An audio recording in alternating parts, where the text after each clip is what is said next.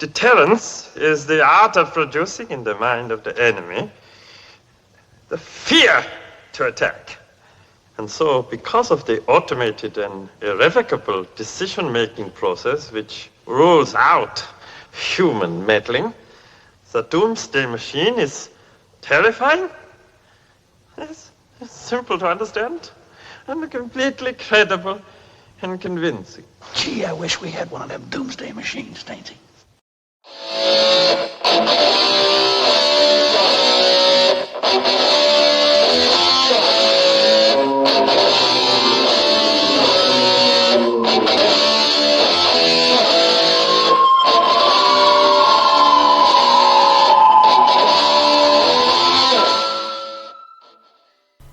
Imagine that your enemies thought you possessed a weapon that was so powerful, so dangerous, that if you used it, they would be obliterated with no hope of survival.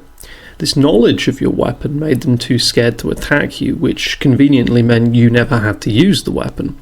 All you had to do to make it was tell people that it existed, that you had it, and convince them it was real. This video is part of a series on fake atomics, the position that nuclear weapons are a fiction which serves political interests such as military deterrent, a way to scare your own population, control, and to justify enormous amounts of tax money being salted away in nuclear weapons accounts for supposed nuke research, production, and so on. In the last video I looked at an old film about a nuclear bomb test in the 50s. I think I sufficiently demonstrated the film showed no genuine atomic test, as the explosion was done on a small set with models, and therefore the actual purpose of the film was to deceive the viewer into believing that they had just seen a nuclear bomb detonation. Now I want to back up a bit and look at the Trinity test. This was the very first atomic bomb test in the world, conducted by the US Army in New Mexico, about 5:30 in the morning on July the 16th, 1945, as part of the Manhattan Project. The test was of an implosion-designed plutonium device called the Gadget, of the same design as the Fat Man bomb later detonated over Nagasaki, Japan on August 9th that year. So first, let's look at the time frame for this design process, the timeline of how the bomb came about. So first off, materials. Atomic bombs would use either uranium-235 or plutonium as the core fissile material to explode. Uranium-235 was only discovered in 1935 by Canadian physicist Arthur Dempster. It is the fissile, i.e. could in theory be used to make a nuclear explosion version of uranium, which makes up about 0.72% of all uranium on Earth, which is otherwise known as uranium-238. The majority of uranium is not usable in nuclear weaponry. Look up uranium-238, which is basically all uranium, 99% plus of uranium on the planet, and it tells you it's non-fissile, it cannot sustain a chain reaction that leads to a theoretical nuclear explosion. But in 1935, Dempster discovered this magical new version of uranium. The concept of nuclear fission of heavy elements was discovered in mid-December of 1938 by the German scientist Otto Hahn and his assistant Fritz Strassmann, and explained theoretically in January of 1939. So the US starts its Manhattan Project in 1942. They're working on a fission bomb, and this requires either uranium-235 or plutonium in large, i.e. kilogram quantities. But this is a problem. For example, here it says only 0.71% of natural uranium was uranium-235, and it was estimated that it would take about 27,000 years to produce a gram of uranium with their mass spectrometers, but kilogram amounts were required for the bomb. So then you could maybe use plutonium and said, well, plutonium is a synthetic element. It's got complicated properties. It's not found in nature in appreciable quantities. Plutonium itself was only invented in 1940, December 14th, 1940, by a deuteron bombardment of uranium-238 in the cyclotron at the University of California, Berkeley. Until mid-1944, the only plutonium that had been isolated had been produced in cyclotrons in microgram amounts, whereas again, atomic weaponry required kilograms. And if you read the Wikipedia entry on the Manhattan Project, it tells you that by December of 1943, they had only been able to produce 2 milligrams of plutonium. So realize, my point here is that the scientists are trying to make a bomb that would need kilograms of material that is either incredibly rare in nature or has to be manufactured artificially in very small quantities. I think it's important to know about so you realize the incredible odds of them even being able to make one bomb by 1945, given the rarity of material, given that this was all pure theory up until Trinity supposedly happened. So the original plan for a gun-type fission weapon was not viable. They instead had to come up with a more complicated theoretical model for an implosion type bomb, which they only started working on in August of 1944. There's a lot to get into with this, so I'm going to go into the gun type bomb they dropped on Hiroshima in another video. But what you need to understand is that by August of 1944, they had nothing that worked. No precedent of this thing working, no actual bomb, nothing but this theory of a fission bomb using incredibly rare elements. They'd worked on the gun type design for 2 years, but then with about a year before the war's end, they go, screw it, they make an entirely different bomb design and they go for it. So by the time they get the prototype bomb gadget with some plutonium, it's mid-July of 1945. The idea of an implosion bomb, the reason it's called an implosion bomb, is that you make a sphere, the critical component sphere, the fissile sphere in the center, which has lots of little explosives around it. When you trigger the bomb, you trigger the explosives. They detonate simultaneously, and this shockwave, sort of symmetrical, spherical shockwave, pushes the fissile material together to make it go critical. This is the science. Apparently, an otherwise unresponsive lump of metal gets squeezed like a lemon by the pressure of lots of small explosions, and it makes a magic big explosion that releases enormous amounts of energy, heat, light, electromagnetic energy, gamma rays, etc., way beyond the energy normally contained in the original material, through the magical process of fission, which hopefully stops after a short time. It doesn't continue to split and release energy indefinitely, but it makes a very big explosion.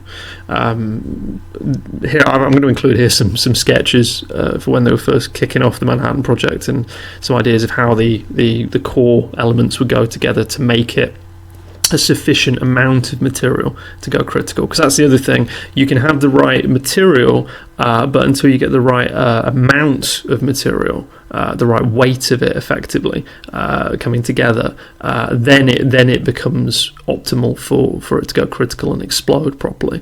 If you have it like a kilogram under, it doesn't work. Apparently, this is the science of it. So I like how they tested a plutonium implosion bomb in mid-July. They rush over to Hiroshima for the first week of August, and then they drop the uranium gun-type bomb, Little Boy, the model for which had never been tested. This makes absolutely no sense. You would test the bomb you were going to use in the upcoming bombardment. If you were going to use two different types of bomb, you'd need to test both. Testing Type A, dropping Type B, then later using Type A makes no sense to me. They say that as well, that there was no need to test the gun-type bomb prior to Hiroshima, and no need to run additional tests for the implosion bomb after Trinity. Because this is such rock solid science, you don't even worry if it will work or not. They were absolutely confident that the gun type bomb would just work perfectly first time. But then if you think about it, after the war, the US, for example, the US alone performed over 1,000 tests of nuclear explosions. Why so much testing after the war when the whole idea was that they were so confident in it that it basically barely needed testing in the first place? Again, makes no sense. So looking at Gadget, the Gadget is the test bomb to then be put into the Fat Man shell casing and dropped from a plane. Look at them. This is some incredible engineering here, that in the space of just a couple of weeks between the Gadget being tested and the Fat Man being dropped, they managed to streamline and shrink the bomb so much. The Gadget is much bigger than the bomb they would need to fit inside the 60-inch Fat Man shell casing. I like how they say as well that there's only minor differences between it. It's a much more streamlined thing to go inside Fat Man. The casing for Fat Man would be being built and shipped around the same time Gadget was hulking around at White Sands. The size is way off. Gadget is large and complex compared to Fat Man. Fat Man is sleek and streamlined in comparison. So how did they do that? Plus, as well, there's an interesting thing here about the use of Jumbo. Jumbo is a container that they built and got to White Sands. It was built in case the Trinity Gadget failed to detonate properly, so that the plutonium could be saved. The reason for this is that they didn't have enough for a second test. So apparently they didn't have enough plutonium by 1945 for a second test of a bomb, but they did have enough for Fat Man. So they have a very interesting section on the Trinity nuclear test narrative called the 100-ton test. This is where they decided that they would do a rehearsal for Trinity. A rehearsal using conventional explosives. So this was held on the 7th of May 1945, in which 108 short tons of high explosive were detonated at Trinity at the top of the tower. They spiked the explosives with radioactive isotopes so that when the bomb went off they would be able to get radiation readings, and apparently this would be used to calibrate the explanation is that it was to calibrate their instrumentation. I think this is a very interesting red flag that they decided to do a rehearsal for a bomb, for one type of bomb, using regular explosives. It begs the question that if they wanted a rehearsal of this detonation, why didn't they just rehearse it with a smaller nuclear detonation? Surely that would be the only way you could properly rehearse the detonation of Gadget, would be to have a smaller version of Gadget. So let's have a look at the photographic evidence and the visual evidence of the Trinity experiment. So first of all, we've got these images of soldiers watching the detonation, allegedly. This is a bit weird for several reasons. One is that the photo is clearly taken during the day. The blast was supposed to be around sort of 5:30 in the morning, before sunrise or so, but the light is wrong for that. Two is that this explosion of a 20 kiloton bomb is tiny compared to the mushroom cloud for example, the Baker atomic test that was done in the South Pacific a few years later. The Baker test was 23 kilotons. So it's amazing how you can go from 20 kilotons here to 23 kilotons here, and the completely different scale of explosive. The most important point, of course, is that this is all nonsense anyway. The photo is a paste-up collage. The light is wrong. The soldiers aren't there. It's a collage. Same in this photo as well. The soldiers aren't actually there in that shot. We've also got this one of the camera crew who are apparently filming it. Again, this is nonsense. They are not. The silhouettes sort of slotted in as a collage image. It's not a genuine image. Another point would be that with the detonation of an atomic warhead, there would be a release of gamma rays which would blind everyone at that range. So for example, the crowd of soldiers, are they even wearing protective equipment? It doesn't look like it. Goggles would be unlikely to protect them either. This is the first time this had been done. I doubt they'd had the shielding sorted out properly. And if you even if you closed your eyes, the gamma rays would go through your eyelids, and you'd be in a lot of pain and you'd be blinded most likely. So what should have happened here is you should have had a lot of people being made blind. That didn't happen. Then you got the one photo. Supposedly, there was one official professional. They got a proper cameraman in, and he took a photo of the Gadget detonation, and it's terrible. Is that really the best image they could have gotten? Years later, they said, "Oh, we've got a HD remaster of it." Of the explosion. We've got a fantastic new image that showed us this. I don't know what this is supposed to be. It looks like bubbling liquid. Apparently, this is a real explosion. Flash frozen. One frame of it. I would argue no, it's not. It's shenanigans with buggering about with photography equipment, essentially. You've then got this film as well. A special camera called the Rapidtronic was developed at EG&G to photograph the initial burst of energy in the first millionth of a second. 6 cameras simultaneously captured the progression of the fireball as it vaporized the tower. Here, these images are combined to give the impression of motion. These were standard motion picture cameras to produce documentary footage in black and white and in color at both normal and advanced speeds. This O'Brien camera achieved ultra-high speeds through use of an image dissector and a film drum whirling inside. This camera was capable of making 15 million pictures a second. The cameras were mounted on racks up on top of a 300-foot tower in a cab. And so usually in each tower we had 6 cameras, and they were stacked one on top of the other. And this is so precise that we can have two cameras sitting side by side or 600 meters apart and have them go off within a millionth of a second of each other. And that way we can make these diameter measurements to make the efficiency measurements. It's amazing what you can do through a combination of shooting the sun, going through clouds, liquid bubbles, visual effects like that with lights, and the odd high altitude shot of a conventional explosive going off, all allegedly through the guise of loads of really high speed cameras on giant poles that aren't affected by electromagnetic radiation or any of the radiation that's being pumped out by the bomb. Incredible, isn't it, that they had that back then, first time. There's a ridiculous bit on Wikipedia about fallout from the Trinity test with cattle losing their hair.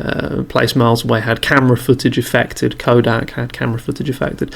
But apparently, although it was able to damage film miles away, the film and the eyeballs of people at the site, they were fine. One of my absolute favourite images is this one. This is Major General Leslie Groves, who's kind of in charge of things, and Robert Oppenheimer, who's a chief scientist there. They're standing, believe it or not, they're supposed to be standing at the blast site after the explosion's gone off. They're in these little white overshoes. They're not worried about radiation, obviously, clearly not worried about radiation. The ground is not scorched. It's not glassed like it should be. There's no crater. It's supposed to be, if you go on the nps.government website, it talks about the history of the Trinity site. I'll leave a link in the description. They claim where the tower had been was a crater 1/2 mile across and 8 feet deep. Sand in the crater was fused by the intense heat into a glass-like solid, the colour of green jade. This material was given the name Trinitite. The explosion point was named Trinity site. Here we can see it again. There's no crater, there's no glass. No glass at all. There's no Trinitite. There's a monument nowadays at the centre of where the explosion was. Again, it's not a monument in a crater. There's no glassing. There's no mention of filling in the crater, which presumably somebody had to do with shovels. We do, of course, have this. If you go to the site, you can have a look at this little display case. I like the little radiation warning sticker they've got in there. It's definitely not just green glass. Definitely not just green glass. That's that special magical nuclear waste glass. Just again, loads of photos of a complete lack of a crater, people standing in the crater, close up of a bit of Trinitite, but no photos of the mass glassing that would have occurred. It would have been a really cool image. In real life, if this had happened, people would take photos of the crater. They'd take photos of the sheets of green glass everywhere, or huge sections of slabs of green glass all over the ground. They haven't done it. It's not there.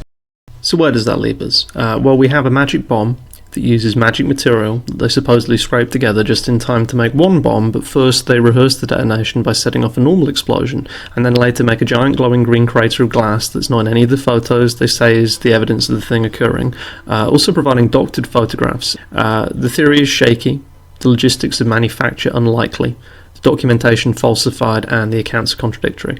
They were making it up. There was no atomic test at Trinity, just like there are no nuclear weapons.